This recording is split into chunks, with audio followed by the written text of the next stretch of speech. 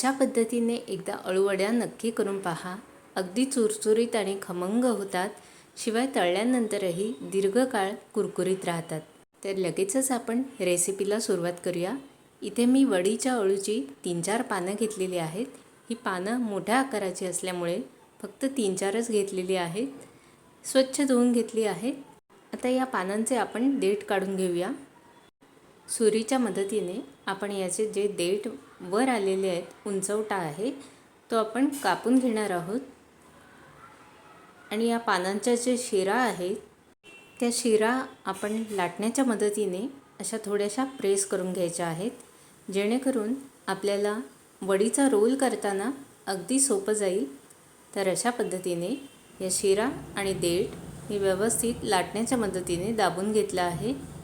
तर अशाच प्रकारे सगळी पानं आपण तयार करून घेऊ. तर अशा प्रकारे सर्व पानांचे देठ कट करून घेतले आहेत आणि शिरा लाटण्याने लाटून घेतले आहेत. आता इथे मी मूठभर कोकमं थोड्याशा पाण्यात भिजत घातली होती. त्या कोकमांचं पाणी आपण एका वाडग्यात काढून घेऊया. अळूच्या पानांचा खाजरेपणा घालवण्यासाठी चिंच किंवा कोकमाचा वापर केला जातो. आता या कोकमाच्या पाण्यात आपण गुळाचा खडा फोडून घालूया आणि गुळ या पाण्यामध्ये विरघळवून घेऊया. गुळ आता पाण्यामध्ये व्यवस्थित मिक्स झालेला आहे. कोकमाच्या पाण्याऐवजी कोकमाचा आगळ घातला तरीही चालेल. तर आता या पाण्यामध्ये आपण पाव चमचा हिंग, 1.5 चमचा जिरं, अर्धा चमचा धणेपूड, 2 चमचे मालवणी मसाला, अर्धा चमचा काश्मीरी मिरची पावडर, अर्धा चमचा हळद, आता 2 चमचे पांढरे तीळ घालूया. ओलं खोबरं पाण्यासोबत वाटून घेतलेलं होतं, तर ही खोबऱ्याची पेस्ट आपण ॲड करणार आहोत. ती मी 2 चमचे घातली आहे. पांढरे तीळ आणि खोबऱ्याची पेस्ट घातल्यामुळे वडी अधिक खमंग होते. हे सर्व मसाले पाण्यामध्ये मिक्स करून घेऊया. लक्षात ठेवा, इथे आपल्याला पाणी थोडंसंच वापरायचं आहे. इथे आपण कोकमाच्या पाण्यामध्ये मसाले घालून नंतर बेसन ॲड करतो आहे, पण याऐवजी तुम्ही बेसनामध्ये मसाले घालून नंतर कोकमाचं पाणी ॲड केलं तरीही चालेल. तर आता गरजेप्रमाणे आपण बेसन ॲड करूया. आणि थोडंसं इथे मी तांदळाचं पीठ घातलेलं आहे. थोडंसं दाटसर असंच हे कालवून घ्यायचं आहे. पाण्याची अगदी गरज लागली तरच घालायचं आहे, अन्यथा हे आपल्याला दाटसरच ठेवायचं आहे. गरज वाटली तर अगदी चमचाभर पाणी आपण ॲड करू शकतो. तर आता हे पाहू शकता, अगदी घट्टसर असं मी बॅटर तयार करून घेतलं. आता चवीनुसार मीठ घालून मिक्स करून घेऊया. सारण अगदी घट्ट असल्यामुळे ढवळ्याला थोडासा त्रास पडतो.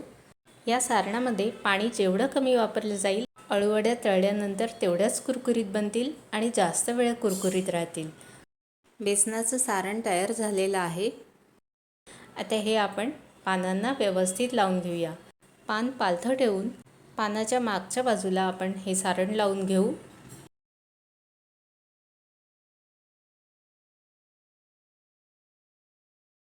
पूर्ण पानभर हे सारण पसरवून घेतलेलं आहे. या पानावर आता दुसरं पान ठेवून त्यालाही सारण लावून घेऊ. रोल एकाच जागी उंच होऊ नये यासाठी उलटसुलट पानं रचायची आहेत आपल्याला. तर अशा प्रकारे मी दुसऱ्याही पानाला सारण लावून घेते. आता तिसरं पान मी ठेवलेलं आहे, त्यालाही आपण सारण लावून घेणार आहोत. तर अशा प्रकारे आपण एकूण 3 पानं वापरलेली आहेत आणि मी चौथं पान ठेवून देते आहे, कारण की ही पानं खूप मोठी आहेत. पानांचा आकार लहान किंवा मध्यम असेल तर 3 ते 4 पानं वापरू शकता. त्याहून जास्त पानं वापरली तर रोल फार मोठा होतो आणि वड्या फार मोठ्या होतात आणि व्यवस्थित तळल्या जात नाहीत. आता हा रोल मी दोन्ही बाजूंनी दुमडून घेतलेला आहे. आता याचा आपल्याला रोल करायचा आहे. तर रोल करण्यापूर्वी या दुमडलेल्या बाजूवर सुद्धा आपण थोडं थोडं सारण लावून घेऊया. आता आपल्याला शक्य तितका घट्ट असा या पानांचा रोल तयार करून घ्यायचा आहे. एका बाजूपासून गुंडाळत जायचं आणि याची वळकटी वळून घ्यायची. रोल गुंडाळताना कुठेही गॅप राहणार नाही किंवा रोल सैल होणार नाही याची काळजी घ्यायची, नाहीतर वड्या तळताना तेलात सुटू शकतात. तर छानपैकी असा घट्ट असा रोल आपला वळून तयार झालेला आहे. आता या रोलची जी टोकाकडची बाजू आहे तिथेही आपण थोडंसं सारण लावून घेऊया. आता हा रोल आपल्याला वाफवून घ्यायचा आहे. रोल वाफवण्यासाठी तुम्ही स्टीमरमध्येही ठेवू शकता, पण मी इथे प्रेशर कुकरमध्ये वाफवणार आहे.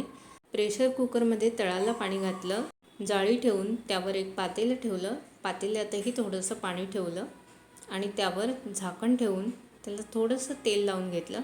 आता या झाकणावर आपल्याला हा तयार केलेला रोल ठेवायचा आहे. कुकरच्या साधारण 3 शिट्ट्या होईपर्यंत आपण हा रोल व्यवस्थित शिजवून घेऊ.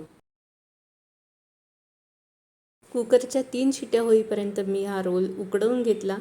त्यानंतर गॅस बंद केला आणि त्यानंतर 2 ते 3 तासांनी मी हा कुकर पूर्णपणे थंड झाल्यानंतर हा रोल आता काढून घेते आहे. हा रोलसुद्धा आता पूर्णपणे थंड झालेला आहे. तर आपण याच्या वड्या कापून घेऊ.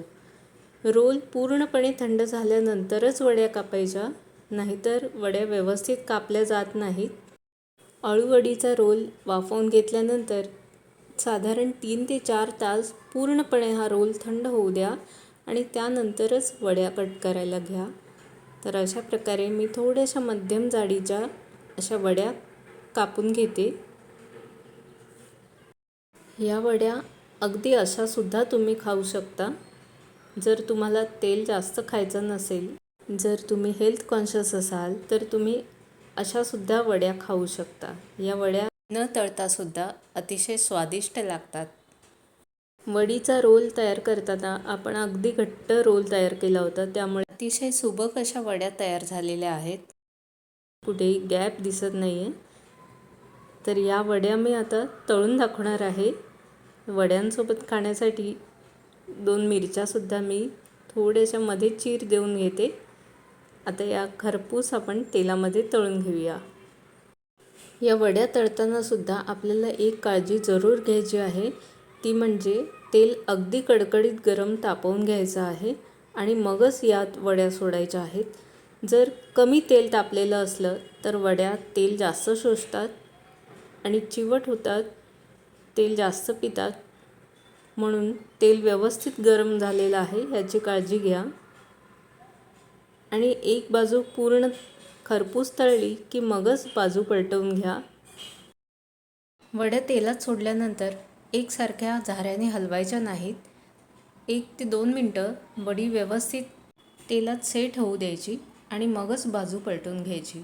तर या वड्या छान खरपूस रंगावर मी तळून घेतलेल्या आहेत.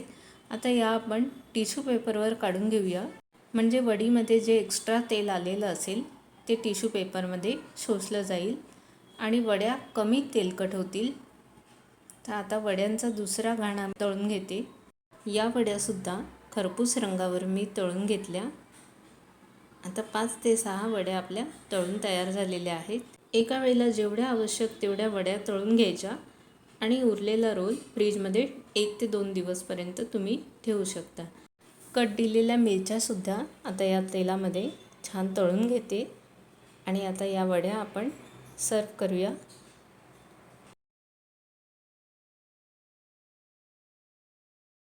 तर या पावसाळ्यात या कुरकुरीत खमंग अशा अळूवड्यांचा आस्वाद तुम्ही नक्की घेऊन पहा. या व्हिडिओमध्ये सांगितल्या गेलेल्या टिप्स जर लक्षात ठेवून तुम्ही अळूवड्या कराल तर तुमच्या अळूवड्या नेहमीपेक्षा अधिक कुरकुरीत आणि खमंग होतील आणि नक्कीच तुम्हाला यातला फरक जाणवेल. तर या पद्धतीने आवर्जून अळूवड्या करून पहा आणि आपले अभिप्राय कळवायला विसरू नका. व्हिडिओ शेवटपर्यंत पाहिल्याबद्दल आपले खूप खूप धन्यवाद.